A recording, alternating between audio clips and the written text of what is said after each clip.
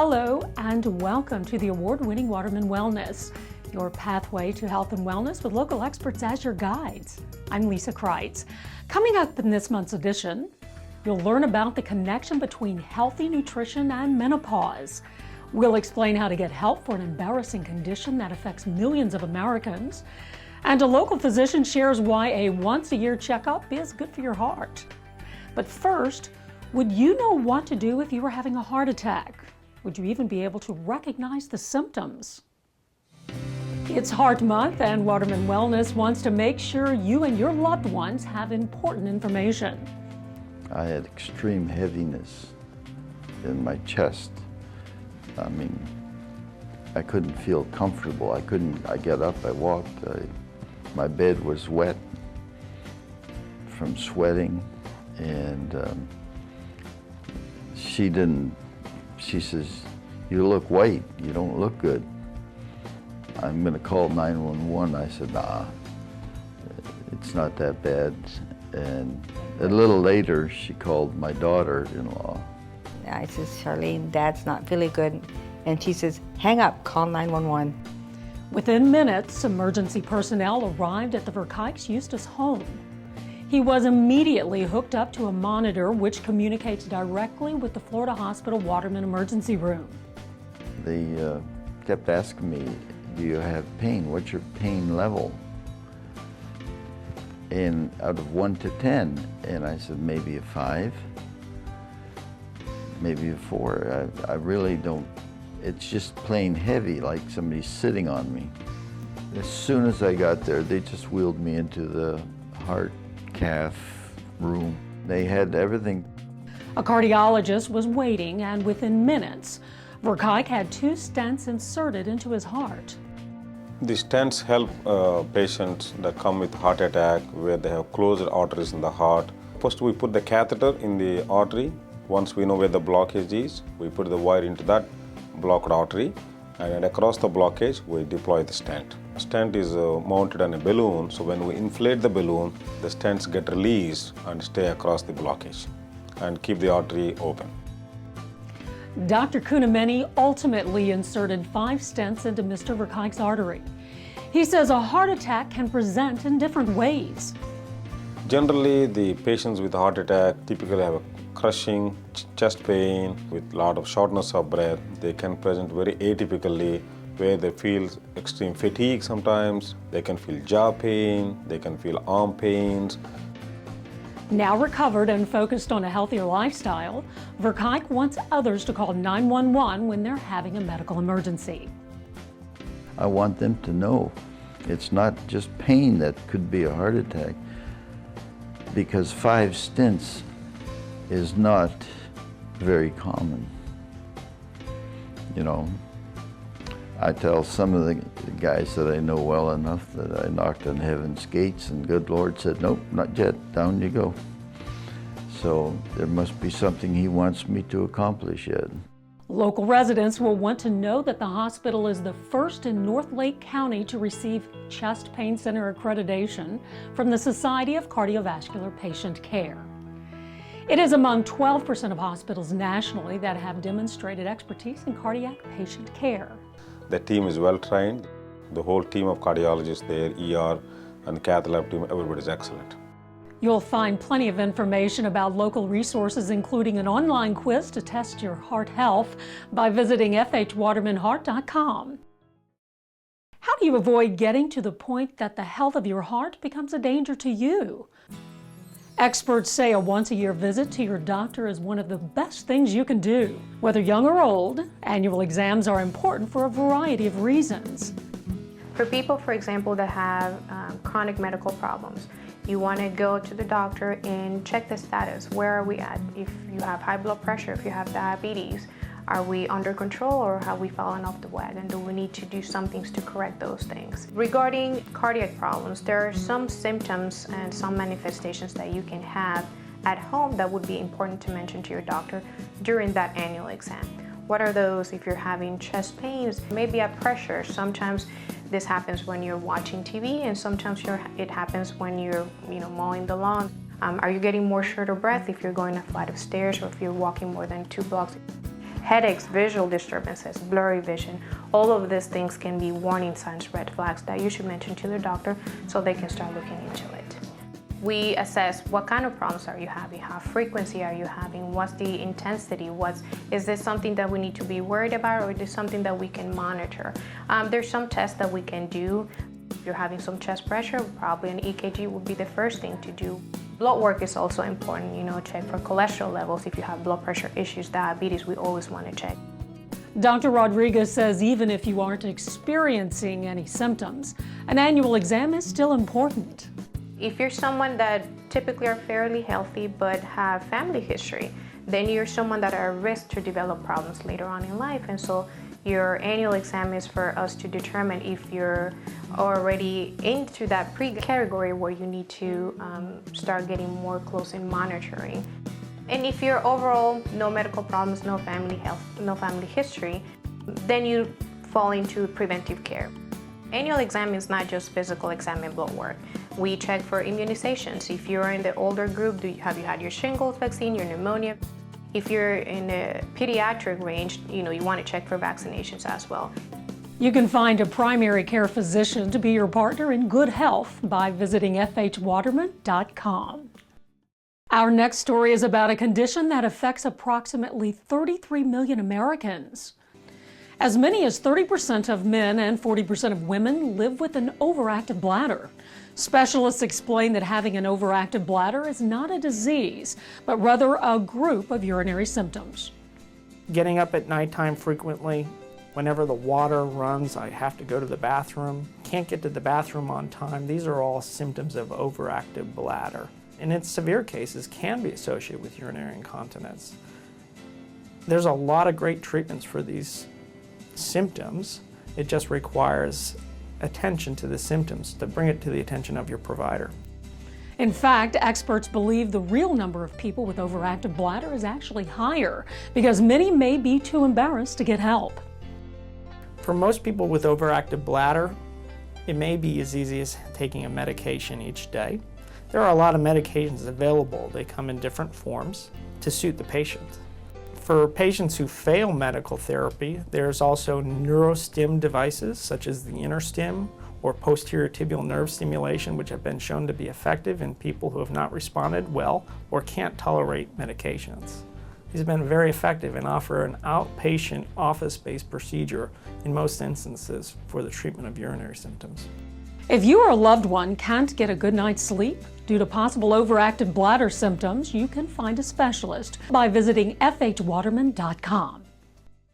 It's time to take a short break, but we'll have plenty more when Waterman Wellness continues. We'll go to the Conry CREATION Health Center kitchen to learn a recipe for a hearty soup you'll enjoy year-round.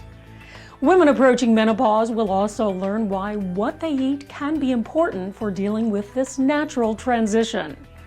And you'll meet a local woman who is back on her feet after a foot injury was finally corrected after months of misdiagnosis.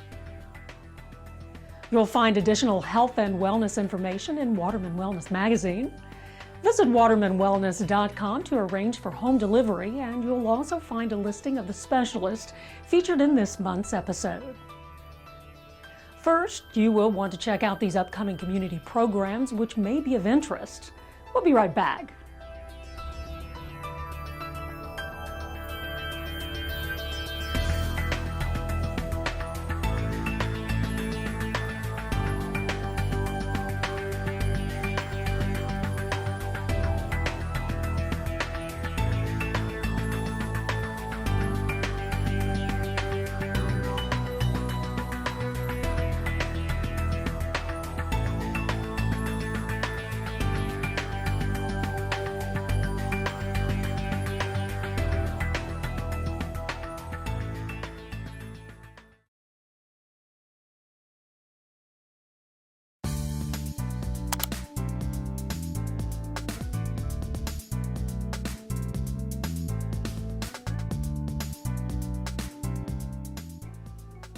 Welcome back to the award-winning Waterman Wellness, your pathway to healthy living with help from local experts. I'm Lisa Kreitz. You may be sticking to your resolution to get more exercise, and that's a great thing, but not if you've hurt yourself. In our next story, we focus on injuries that sometimes are overlooked or misdiagnosed. It was horrible. I used to play tennis and golf and loved to ride bikes and swim. I could swim because it's non-weight bearing, but anything that required that I stand on my feet for a long period of time or walk long distance, I couldn't do. So I was in physical therapy and it was getting worse, and my physical therapist said, you need to get orthotics for your shoes that would help support it so you'd have less swelling.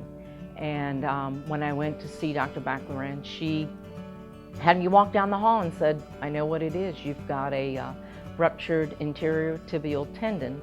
You can't walk, you're limping, it's painful, you go to the ER. X-rays look fine, the bone is fine, you don't have a fracture, you put in an air cast, and then you go home and say, you have no breaks. But no one ever told you that you may have a tendon tear or a ligament tear or something else could be wrong. With all other tendons, like the posterior tibial tendon, the peroneal tendons, and some of the extensor tendons, it's very difficult to diagnose unless you isolate the motion of that tendon. And if that motion is not isolated and you can't realize the deficit in the strength of that tendon, then it will easily be misdiagnosed because everyone's looking for a fracture. After an MRI confirmed her diagnosis, Dr. Baclaran tried immobilizing Finlayson's ankle so the tendon could heal. She soon realized Finlayson would best resume her active lifestyle with surgery. I was admitted to the hospital as an outpatient, had the surgery started in the morning, and took her 4 hours to correct it because it was so destroyed. I had a choice of having that tendon removed and putting in a cadaver tendon, but it was better to leave the one in there that was still attached to my muscle and to my foot. And so that's what took so long. She was very meticulous to clean it up. She got rid of the arthritis and everything in the joint and then sewed it back together. So surgically, when you go in, the incision is extensive because you're searching for the other end of the tendon further up the leg. And when you find it, typically there's no pull or elasticity to get the tendon ends to meet, and there's a gap in between because the tendon is retracted and is contracted to that spot. And so usually I have to find a way to get these tendon ends to meet to create the function. It was 6 weeks of being off my foot completely in a cast and then progressing to a brace and walking with a walker and walking with a cane. And I'm back to walking now and can run a little bit in short spurts. Dr. Baclaran says these types of injuries can be prevented. So if you're flat-footed and you're not supporting your flat feet with proper arches and proper shoes, then if you're playing sports or you land on your foot, you have more likely that tendon is really stressed out and the tendon will be more likely to tear. Visit the website on your screen to find a Lake County specialist who can help you step up your game and eliminate foot and ankle pain. Our next story is of special interest to the ladies. We know that good nutrition is important for our health, but did you know what you eat can affect your hormones? Nutrition plays a huge role in hormonal balance. And one of the things that I do in my office is nutritional testing. For women, the B vitamins, folic acid, magnesium, and other minerals like zinc and selenium and copper. Omega-3, vitamin D is also important as well. And probiotics, because without probiotics, our gut is not going to work well, and we're not going to produce all our neurotransmitters and all our immunity that we need. Dr. Perot says good, balanced nutrition can especially be beneficial for women approaching menopause. If your nutrition is sound, it means that our hormones will be balanced better, because some people do need it, because it is natural when your ovaries start producing hormones to lose your hormones. So we can replace it by natural hormones and nutrition. You can visit the website fhwatermanwomens.com to find an OBGYN to consult with you about your nutritional balance. Next, we visit the Conry CREATION Health Center kitchen, where in honor of Heart Month, Caroline Rowland and the Florida Hospital Waterman team have more on some foods that specifically are good for your heart.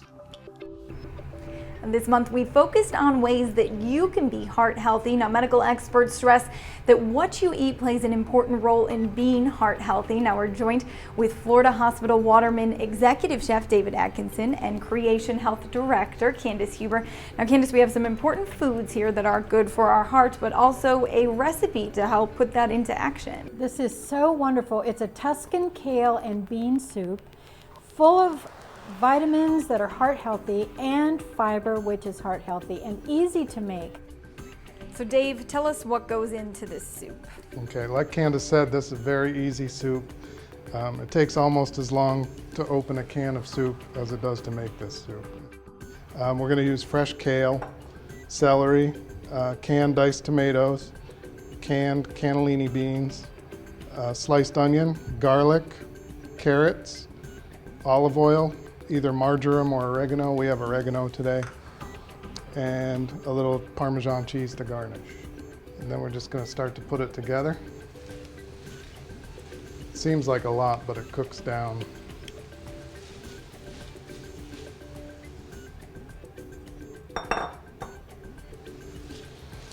This is 2 medium-sized bunches of kale. And we just let that cook for a few minutes. All we need to do is add our vegetables, our tomatoes and cannellini beans, and our vegetable stock. Okay, then we're just going to let that simmer for about 30 minutes, and we're done. When you're cooking with kale, it's a very hearty flavored food. So when you mix it with other foods, it can become very acceptable to the palate. But they are a wonderful vegetable that is high in folate as well. Folate is another element or nutrient in these foods that lowers our risk for heart disease and stroke. So we've been cooking for about 30 minutes now. The kale is wilted, the vegetables are nice and tender. It's a nice hearty soup. If you'd like the Tuscan kale and bean soup recipe, visit watermanwellness.com. We hope you've enjoyed this month's edition of Waterman Wellness, your pathway to healthy living with help from local experts. Be sure to watch for the March episode right here on Lake Sumter TV for some of the following stories. If you spend a lot of time typing on a keyboard, you'll want to hear about prevention and treatment of carpal tunnel syndrome.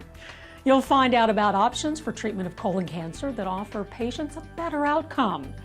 And we'll show you a lunchtime sandwich makeover that will surely become a new favorite. To learn about the experts featured in this program, please visit watermanwellness.com. Until next time, I'm Lisa Kreitz for the award-winning Waterman Wellness.